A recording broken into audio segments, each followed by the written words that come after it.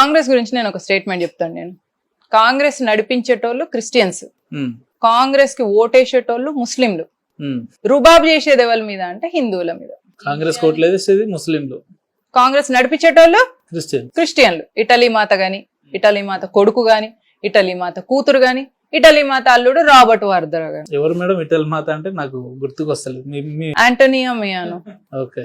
Italy నుంచి వెళ్ళి భారతదేశం రాజీవ్ గాంధీ మీద హనీ ట్రాప్ చేయబడిన ఒకానొక మహిళ.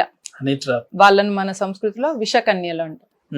కొందరు అమ్మాయిల్ని రాజకుమారుల మీదకి పంపిస్తారు, వాళ్ళను మోహించి. కాంగ్రెస్ పార్టీ లేకపోతే ఈ దేశం విచ్ఛిన్నం అయిపోయేది, చెల్లా చెదరైపోయేది. 70 ఏళ్ల స్వతంత్రంలో 50 ఏళ్ళు మేమే పరిపాలించినాం, టెక్నాలజీని పరిచయం చేసింది మేమే, లేదంటే భవిష్యత్ ఎలా ఉండాలని దిశానిర్దేశం చేసింది కాంగ్రెస్ పార్టీనే. రాజీవ్ గాంధీ లాంటి వాళ్ళు కావచ్చు, సోనియా గాంధీ లాంటి వాళ్ళు, ఇలాంటి వ్యక్తులు లేకపోతే ఈ దేశమే విచ్ఛిన్నం అయిపోయేది అంటారు. అంతకుముందు భారతదేశం ఎట్లుండేనట? అందరం చెట్లెంబడి పుట్లెంబడి తిరిగేటోళ్ళమటనా, అనాగరికులమటనా?